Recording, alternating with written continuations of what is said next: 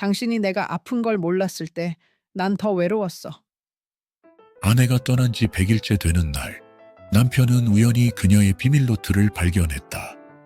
결혼 40년 함께 했던 시간보다 더 오래도록 그녀를 기억할 줄 알았다. 하지만 남겨진 노트에는 남편이 몰랐던 그녀의 속마음이 담겨 있었다. 당신이 나 몰래 사다 준 초콜릿. 사실은 너무 좋았어. 내 생일을 잊었을 때 혼자 케이크를 사와 초를 불었어. 눈앞이 캄캄해졌을 때 당신이 너무 보고 싶었어. 그녀가 차마 말하지 못했던 것들, 그녀가 끝까지 숨기려 했던 진실, 그리고 마지막 한 줄. 우리 다시 만나면 내가 먼저 사랑한다고 말할게. 이 영상은 수많은 사람들이 숨죽여 울었던 실화 기반 이야기입니다. 지금 바로 구독과 좋아요를 누르고 어디에서 보고 계신지 댓글로 남겨주세요. 당신의 공감이 다음 이야기를 만듭니다. 아침 햇살이 창문을 통해 서서히 방 안으로 스며들었다. 정혜주는 침대 위에 앉아 창밖을 바라보았다. 오늘은 아내가 떠난 지 100일째 되는 날이었다. 아직도 이불 반대편은 차갑게 비어 있었다. 매일 아침 눈을 뜨면 그 빈자리가 먼저 보였다. 손을 뻗으면 닿을 것 같은 거리에. 여보, 또 아침이네. 하루를 시작하는 건 이렇게 혼잣말로 시작되곤 했다. 명자와의 대화를 계속하는 방식이었다. 누군가에게는 슬픔에 잠긴 독백처럼 보일지 모르지만 혜준에게는 그녀가 여전히 이 공간에 존재한다는 위안이었다. 혜준은 천천히 일어나 거실로 향했다. 결혼 40주년을 기념해 두 사람이 함께 고른 소파, 명자가 좋아했던 화초가 놓인 창가. 모든 것이 그대로였지만 그녀가 없는 집은 영혼이 빠져나간 껍데기 같았다. 오늘은 정리해볼까? 식탁 위에는 어제 저녁부터 꺼내놓은 명자의 유품 상자가 놓여 있었다. 이제는 정리할 때가 되었다고 아들과 딸이 조심스럽게 말했다. 하지만 혜주는 그럴 준비가 되지 않았다. 명자의 물건들을 정리한다는 것은 그녀를 완전히 보내는 일처럼 느껴졌다. 혜주는 커피를 한 잔 내려 손에 들고 명자의 옷장 앞에 섰다. 서랍을 하나씩 열어보았다. 옷가지들, A4 용지에 정성스럽게 구겨 접은 선물 포장지들, 메모지 뭉치. 명자는 항상 이런 것들을 모아두곤 했다. 언젠가 써먹을 수 있을 거야 라고 말하며 혜주는 옷장을 정리하고 책장으로 향했다. 명자가 평생 모아온 책들이 가지런히 꽂혀 있었다. 무라카미 하루키의 소설들, 시집들, 그리고 요리책들. 그녀의 인생이 책장에 고스란히 담겨 있었다. 책을 한 권씩 꺼내며 먼지를 털어내고 있을 때였다. 책장 가장 깊숙한 곳, 거의 보이지 않는 곳에서 낡은 노트 한 권이 눈에 들어왔다. 양장본 노트였다. 혜주는 조심스럽게 손을 뻗어 노트를 꺼냈다. 표지에는 명자의 단정한 글씨체로 적혀 있었다. 우리 다시 만나면.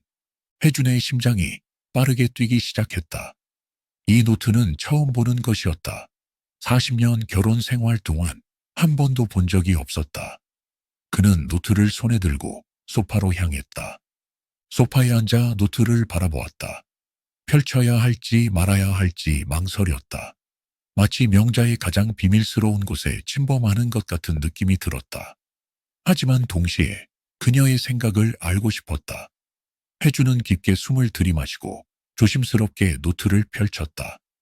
첫 페이지에는 날짜와 함께 명자의 익숙한 필체로 글이 적혀 있었다. 2002년 3월 15일. 당신이 나 몰래 초콜릿 사다 준 날. 그런 걸 좋아하지 않는 척했지만 사실은 너무 좋았다. 혜주는 그날을 기억했다. 명자의 생일은 아니었지만 단지 그녀를 기쁘게 해주고 싶어서 퇴근길에 고급 초콜릿을 사들고 왔었다. 명자는 언제나처럼 이런 거 왜 사왔어? 돈 낭비야 라고 말했지만 그날 밤 혜준이 잠든 줄 알고 몰래 초콜릿을 하나씩 꺼내 먹는 모습을 본 적이 있었다. 2003년 5월 20일. 우리 아들 대학 합격한 날. 당신이 술 마시고 들어와서는 내 앞에서 펑펑 울었다. 나는 당신이 그렇게 감정적인 사람인 줄 몰랐다. 혜주는 살짝 웃음을 지었다. 그날은 정말 기뻤다. 아들이 서울대에 합격했다는 소식을 들었을 때 회사 동료들과 축하주를 마시고 취해서 집에 돌아왔었다. 그리고 명자 앞에서 눈물을 흘렸다. 평소에는 감정 표현이 서툰 사람이었기에 명자는 놀랐을 것이다. 2005년 12월 24일, 딸아이가 첫 남자친구를 데려온 날. 당신은 무뚝뚝하게 굴었지만 내가 알기론 그 애 이름을 미리 검색해보고 직업까지 다 알아봤다는 거. 딸 바보. 혜주는 피식 웃었다. 명자는 언제나 그의 속마음을 훤히 들여다보는 사람이었다. 그는 페이지를 넘겼다. 2006년 8월 15일. 둘이서 처음 제주도 여행 간 날. 당신이 렌트카 끌고 가다가 길을 잃었는데 내비게이션 보지 않고 내가 다 계획이 있으니까 걱정 말라며 2시간을 헤맸다. 결국 도착한 곳은 계획했던 식당 근처가 아니라 완전히 다른 해변이었지. 그래도 그 우연히 발견한 해변에서 본 석양이 더 아름다웠다. 혜주는 그 기억에 웃음이 나왔다. 자존심 때문에 길을 잃었다고 인정하지 않았던 자신의 모습이 떠올랐다. 명자는 투덜거리면서도 옆에서 조용히 웃고 있었다. 그리고 그날 본 석양은 정말 아름다웠다. 2009년 7월 28일. 당신이 감기 걸렸다고 엄청 생색내며 죽 끓여준 날. 맛은 없었지만 그래도 행복했다. 혜주는 그 기억에 쓴웃음을 지었다. 요리는 명자의 영역이었다. 그가 부엌에 들어가는 날은 명자가 아플 때뿐이었다. 그날 끓인 죽은 정말 맛이 없었을 것이다. 그래도 명자는 한 술 한 술 다 먹었다. 2012년 10월 5일. 당신이 승진했다고 좋아하던 날. 사실 그날 나도 병원에서 좋은 소식, 유방암 의심세포가 양성이었다는 을 들었는데 당신의 기쁨을 방해하고 싶지 않아서 말하지 않았다. 그날 당신의 행복한 얼굴이 얼마나 좋았는지. 혜준의 손이 잠시 멈추었다. 명자가 유방암 검사를 받았다는 사실조차 몰랐다. 그녀는 자신의 걱정, 두려움을 혼자 사귀고 있었던 것이다. 그 사실에 가슴이 아팠다. 2015년 6월 12일, 당신의 어머니 장례식 날. 내가 당신 손 잡아주었더니 아무 말도 않고 그냥 꼭 잡아주었다. 당신의 슬픔이 나에게도 전해졌다. 혜준의 눈시울이 뜨거워졌다. 어머니가 돌아가셨을 때 그는 눈물을 보이지 않으려고 애썼다. 하지만 명자가 손을 잡아주었을 때 그 온기가 그를 위로해 주었다. 말없이도 서로를 이해하는 순간이었다. 2018년 10월 2일, 우리 결혼 기념일. 당신이 날짜를 까먹었지만 그냥 넘어가 줬다. 솔직히 서운했지만 다음 날 당신이 미안하다며 사온 꽃다발이 예뻤다. 혜주는 고개를 숙였다. 결혼 기념일을 잊은 것은 한두 번이 아니었다. 그럴 때마다 명자는 말없이 넘어갔다.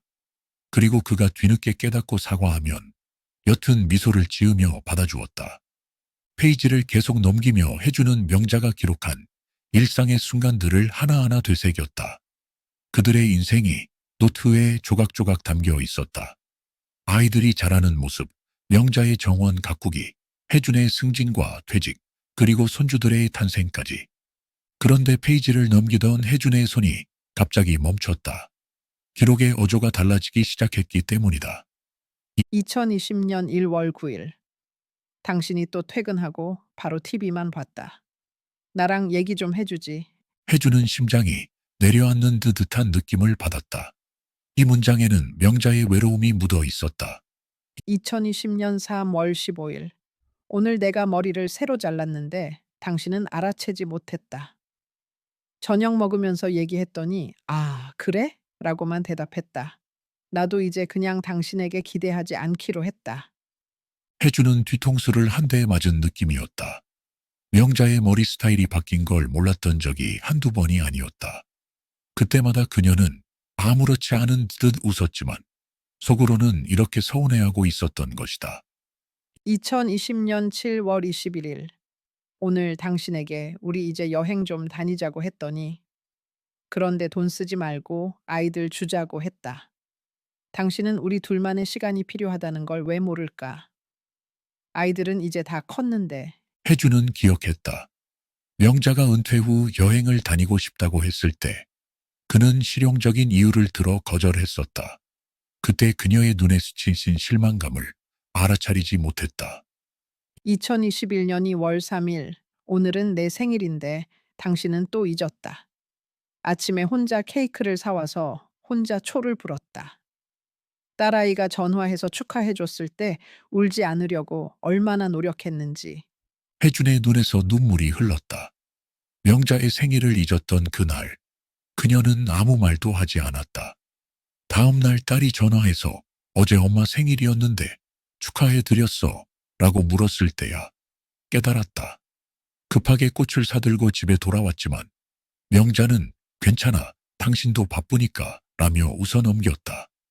2021년 5월 21일. 오늘은 내가 아프다고 했는데도 당신은 그냥 약 먹어라고만 했다. 서운했다. 예전에는 내가 아프다고 하면 바로 병원에 데려가곤 했는데. 혜주는 그날을 정확히 기억하지 못했다. 아마도 그에게는 그저 평범한 하루였을 것이다. 하지만 명자에게는 깊은 상처가 된 날이었다. 2021년 9월 17일. 요즘 자주 어지럽다. 당신에게 말하고 싶지만 걱정할까봐 말하지 않았다.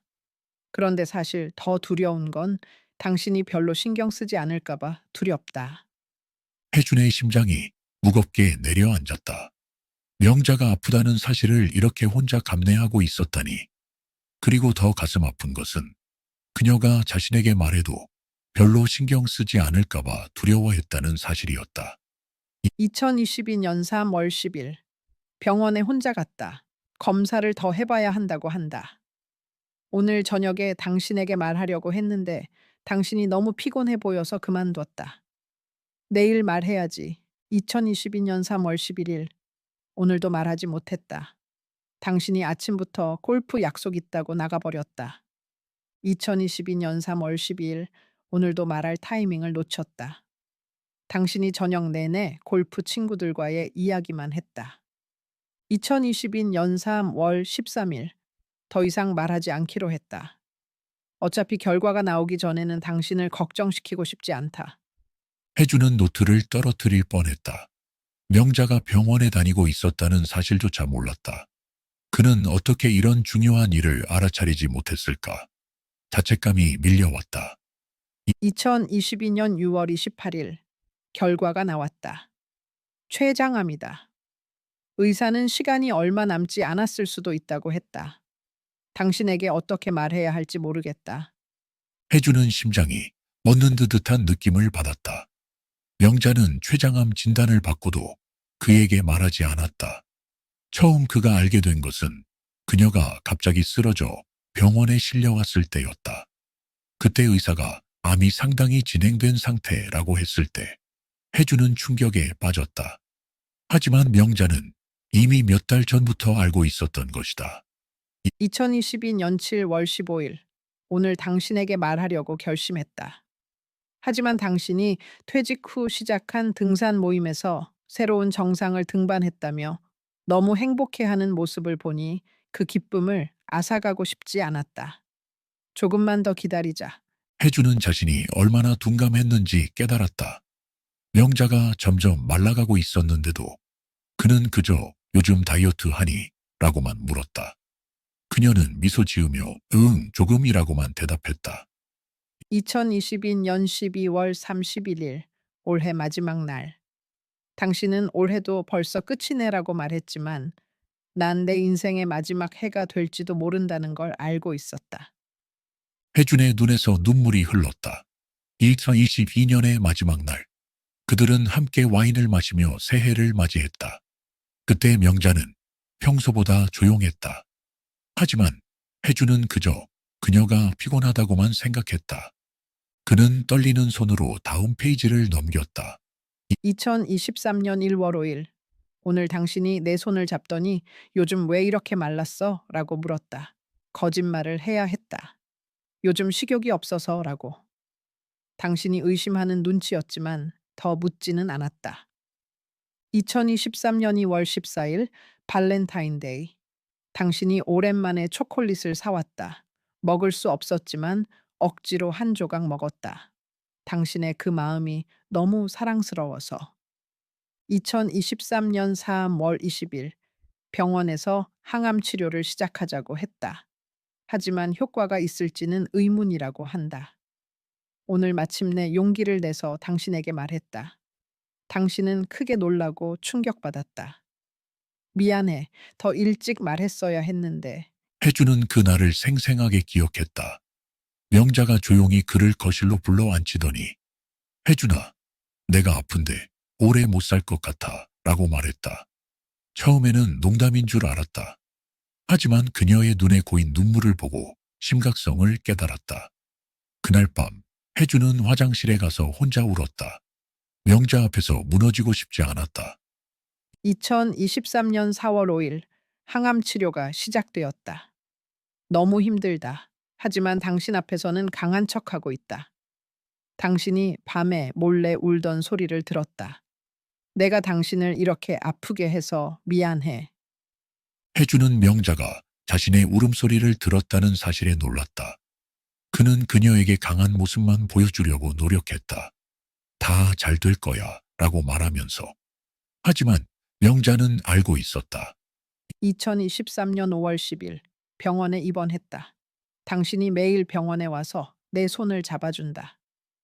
당신의 그 따뜻한 손이 내게 얼마나 큰 위로가 되는지. 말하지 않아도 알지? 2023년 6월 3일 통증이 심해졌다. 의사가 모르핀을 투여하기 시작했다. 당신이 내 곁에서 잠들었다. 피곤할 텐데. 집에 가라고 했지만 듣지 않는다. 고집 센 사람. 혜주는 병원에서의 나날들을 기억했다. 명자의 상태가 나빠질수록 그는 더 그녀의 곁을 지켰다. 집에 가지 않고 병원 의자에서 잠들었다. 명자는 항상 집에 가서 편하게 자라고 말했지만 그는 떠날 수 없었다. 2023년 6월 20일 오늘 당신에게 부탁했다. 내가 떠나면 슬퍼하지 말고 새로운 사람을 만나라고. 당신이 화를 냈다. 그런 말 다시는 하지 말라고. 미안해. 당신을 화나게 해서. 하지만 당신이 행복했으면 해. 혜주는 그날의 기억에 가슴이 아팠다. 명자가 나 없이도 행복하게 살아라고 말했을 때 그는 정말 화가 났다. 어떻게 그녀 없이 행복할 수 있겠는가? 40년을 함께한 사람인데. 2023년 6월 28일 나는 곧 떠날 것 같다. 점점 의식이 흐려진다. 당신이 내 곁에서 손을 잡고 있다. 그 손의 온기가 너무 좋다. 고마워, 내 사랑. 혜주는 명자가 마지막으로 깨어있던 날을 기억했다. 그녀는 희미하게 미소 지으며 그의 손을 잡았다. 그리고 작은 목소리로 말했다. 행복했어. 당신과 함께여서. 그날 밤 명자는 영원한 잠에 들었다. 이것이 노트의 마지막 기록인 듯 했다. 혜주는 노트를 덮으려다가 맨 마지막 페이지에 적힌 글씨를 발견했다. 마지막 페이지에는 날짜 없이 단 한 줄만 적혀 있었다. 우리 다시 만나면 내가 먼저 사랑한다고 말할게. 혜준의 눈에서 굵은 눈물이 떨어졌다. 명자는 평생 먼저 사랑한다고 말하지 않았던 사람이었다. 항상 혜준이 먼저 사랑해 라고 말하면 그녀는 응, 나도 라고 대답했다. 짧게, 담담하게. 그래서 혜준은 가끔 명자가 자신을 정말 사랑하는지 의심스러울 때도 있었다. 하지만 이제 알았다. 명자는 그를 깊이 사랑했다. 단지 표현하는 방식이 달랐을 뿐. 그리고 그녀의 마지막 약속은 우리 다시 만나면 내가 먼저 사랑한다고 말할게 였다. 혜주는 노트를 가슴에 안았다. 40년의 결혼 생활 동안 그는 명자의 마음을 온전히 이해하지 못했다. 그녀가 얼마나 그를 사랑했는지, 그녀가 얼마나 외로웠는지, 그녀가 얼마나 아팠는지. 하지만 이제 모든 것을 알게 되었다. 혜주는 천천히 일어나 침실로 향했다.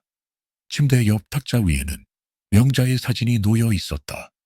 결혼식 날의 사진, 아이들과 함께 찍은 사진, 그리고 은퇴 후 둘이서 찍은 마지막 사진.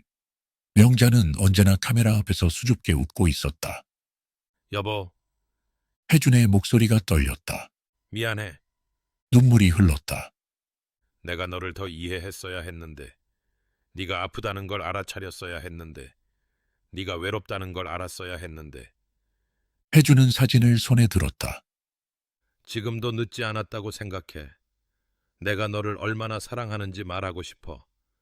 네가 살아있을 때 더 자주 말했어야 했는데, 혜준은 침대에 앉아 명자의 사진을 바라보았다.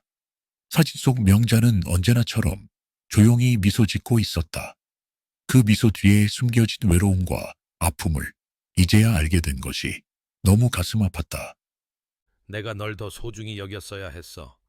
네가 머리를 잘랐을 때 알아봐 줬어야 했고, 네 생일을 기억했어야 했어.